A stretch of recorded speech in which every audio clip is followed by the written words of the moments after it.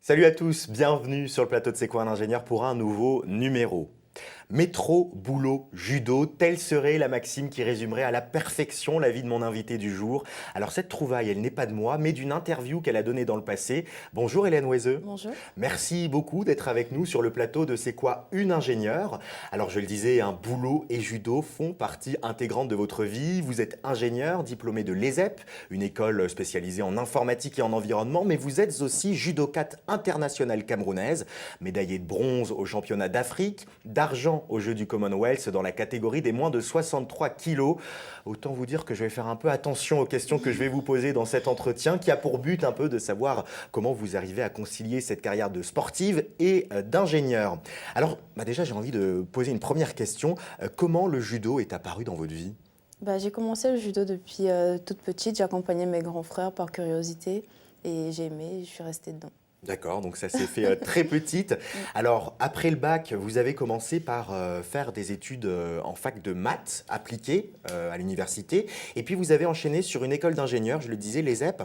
Comment ça s'est passé la transition entre une université et une école d'ingé? Les enseignements, ils sont un peu différents, non? Les enseignements sont différents. Dans une école d'ingénieur, c'est un peu plus ciblé, c'est plus professionnel qu'à l'université.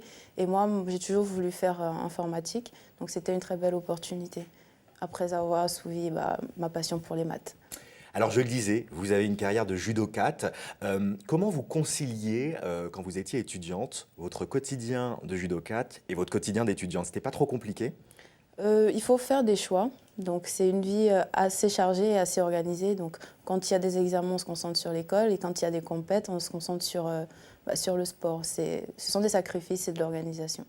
Alors, une école d'ingénieur en informatique, concrètement, qu'est-ce que vous y avez appris pendant les 2, 3 ans que vous y avez passé? C'était des langages de programmation, des méthodes aussi, j'imagine? Des langages de programmation, des méthodes de résolution, parce qu'un ingénieur doit résoudre des problèmes.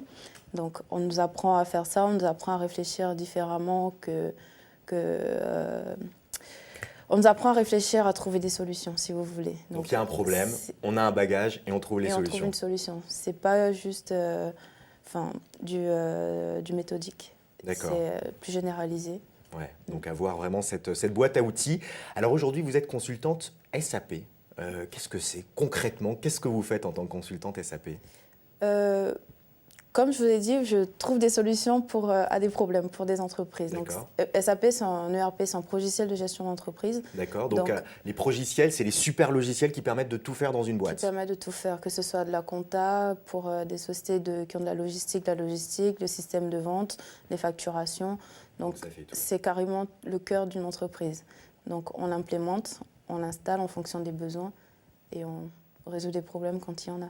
Des C'est problèmes, ça l'informatique. peut être la compta n'arrive plus à faire ses factures, Exactement. il y a des problèmes pour envoyer les mails aussi. Ça, c'est le genre de, C'est le genre- thématique sur lesquelles vous intervenez. En gros, oui, ça ressemble à ça. Oui. Alors, Hélène, on arrive au milieu de cet entretien. C'est le moment de la question cash. Sans langue de bois, on se dit tout, on se cache rien. Hélène, vous en êtes où de votre carrière de judokate professionnelle? Est-ce qu'on va vous voir bientôt dans des compétitions internationales? Bientôt, oui. Là, je suis plutôt en phase qualification pour les prochains Jeux Olympiques, D'accord. donc à Tokyo en 2020.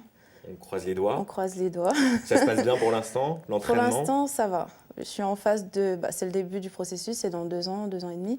Donc pour l'instant, ça va. Le processus se met en place. On avance tout doucement. Bon, on vous verra peut-être dans ces Jeux Olympiques. On va J'espère bien. revenir sur votre autre casquette, votre casquette d'ingénieur. Longtemps, vous avez travaillé pour des entreprises privées. Et vous venez de m'apprendre, vous m'avez appris ça il y a quelques jours, que vous alliez lancer votre activité, vous allez devenir indépendante. Comment ça s'est opéré, cette transition, ce choix? Euh, Déjà, je pense qu'au bout d'une certaine expérience, il vaudrait mieux prendre le risque de se lancer dans de nouvelles vies, dans de nouvelles aventures. Donc c'est surtout ça. Et aussi ce besoin d'être indépendante dans la gestion de mon emploi du temps. Parce que travailler pour une SS2I, ce n'est pas forcément évident quand on fait du sport de haut niveau. Parce que mine de rien, c'est 2 vies et 2 boulots à temps plein. Donc c'est aussi ça qui a créé cette nécessité d'être indépendant. De pouvoir gérer ses missions, organiser son temps en fonction des différentes échéances sportives. Alors du coup, aujourd'hui, votre quotidien ressemble à quoi? J'imagine que vous devez démarcher des entreprises pour trouver des contrats, faire peut-être des appels d'offres. À quoi ça ressemble un petit peu ce quotidien d'entrepreneuse? Déjà, c'est heureusement, de nos jours, on a beaucoup de sites qui nous permettent de mettre à jour les CV et d'être contactés par des recruteurs. Donc ça se fait relativement simplement. Donc juste maintenir son CV et pouvoir répondre aux entretiens. Donc c'est une chance, je dirais.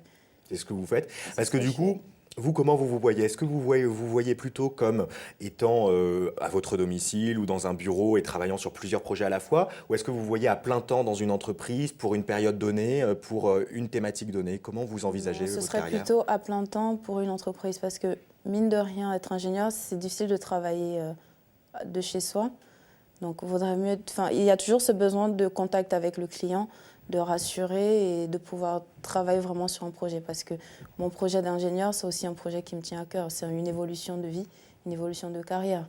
Donc, je ne privilégie pas forcément le sport Dans votre carrière, à ma carrière mais c'est un équilibre finalement que professionnelle. vous recherchez entre la vie professionnelle et la vie Exactement. sportive. Oui, Et exactement. vous ne voyez pas peut-être d'ici quelques années sportive à plein temps, non, vous aurez toujours besoin de ce côté ingénieur, technique et informatique. Je pense que c'est important parce qu'on ne peut pas faire le sport toute une vie. Hmm. Par contre, on peut être ingénieur à vie.